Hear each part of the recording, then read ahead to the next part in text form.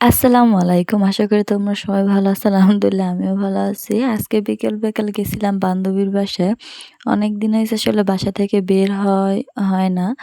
সবসময় আসলে বাসায় থাকা পড়ে। কেননা আমার বয়সী কোনো মেয়ে না, শুধু আছে এক বান্ধবী। স্কুল থেকে আমরা একসাথেই ছিলাম। এখন কলেজেও ছিলাম একসাথে, বাড়ির পাশেই। ভাবলাম ওদের বাসায় একটু আজকে বিকেলে যাই। এই যে দেখো ওদের বাসায় আজকে আসছি অনেকদিন পর। আসলে অনেক বান্ধবীর ধারে কাছে অনেক পরিচিত আছে। সবাই আসলে অনেক দূরে থাকে। আজকে আসলে একটা কাস্টমারের কাছে আমি টাকা পাই। সেই টাকা নেওয়ার জন্য আসছিলাম। আসার পর আমার জুতাই ছিঁড়ে গেছে। মানে বাকি দিতে আমার জীবন শেষ। ব্যবসার ক্ষেত্রে একটু বাকি পড়ছে।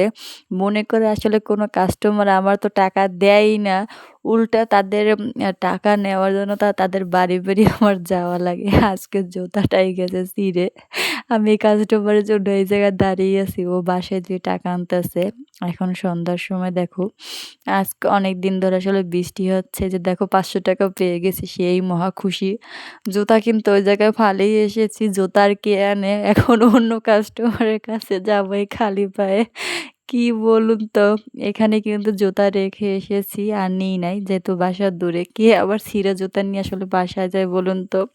এখন এই আরেকটা কাস্টমারের কাছে ৩ মাস পর ৳২০০ পেলাম। এখন আসলে রাত্রে জামাকাপড় সেলাই করতেছি। এটা কাস্টমারের।